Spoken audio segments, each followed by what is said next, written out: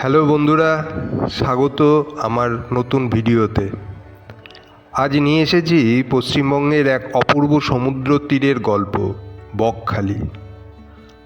যদি আপনি কলকাতার থেকে 1-2-3 দিনের অবসর খুঁজছেন, তাহলে সমুদ্রের ঢেউয়ের সাথে মন ভাসিয়ে দিতে চলে আসতে পারেন এখানে, বকখালি।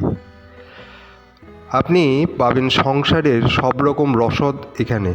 চলুন এই সুন্দর জায়গাটির একটু গাইড করি আমার মতন করে। প্রথমে জেনে নেওয়া যাক কিভাবে যাবেন বকখালি। কলকাতা থেকে বকখালির অবস্থান 130 কিলোমিটার দূরে। এখানে কলকাতা অথবা শিয়ালদহ থেকে ট্রেনে নামখানা স্টেশন এবং সেখান থেকে বাস, অটো বা টোটোতে বকখালি পৌঁছাতে পারেন। টাইম লাগতে পারে 4 ঘন্টা মতো। প্রতিজন 70 টাকা ভাড়া। ধর্মতলা থেকে প্রচুর সরকারি ও বেসরকারি বাসেও যেতে পারেন। সময় মোটামুটি 3 ঘন্টা লাগবে। ভাড়া জনপ্রতি 130 টাকার থেকে শুরু।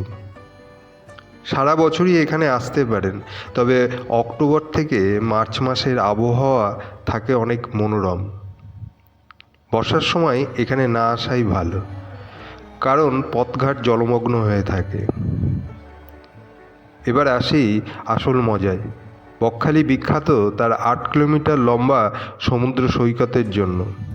সাদা বালিতে ভরা সৈকত, সেখানে ঢেউয়ের সাথে খেলা করুন, সানসেট সানরাইজ দেখুন পরিবার পরিজনের সাথে এবং খুশিতে মেতে উঠুন। সন্ধেবেলায় এখানে মাছ ভাজা সহ নানান রকমারি খাবার পাবেন।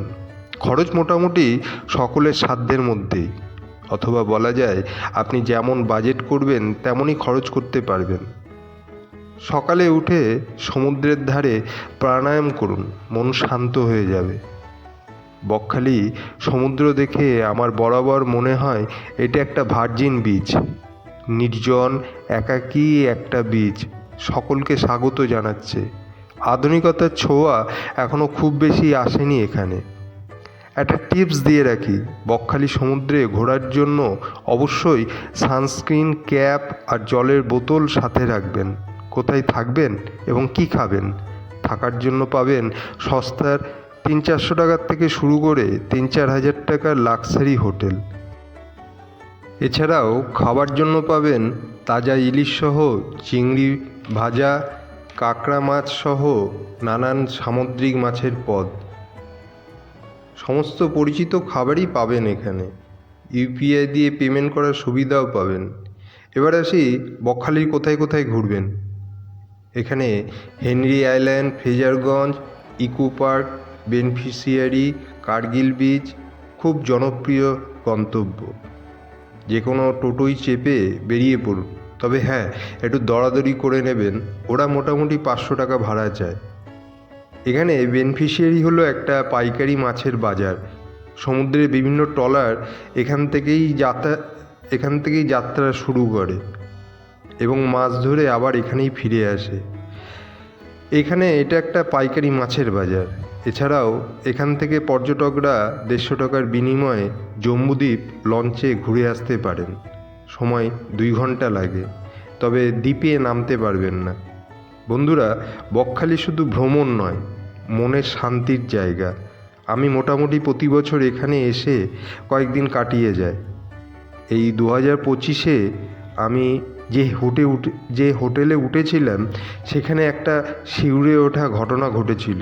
সে কথা বলবো অন্য কখনো।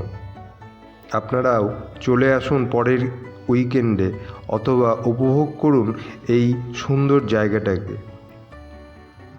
লাইক, কমেন্ট করবেন, আপনাদের অভিজ্ঞতা জানাবেন যারা এখানে এসেছেন। সাবস্ক্রাইব করতে ভুলবেন না। ভালো থাকবেন। জয় হিন্দ।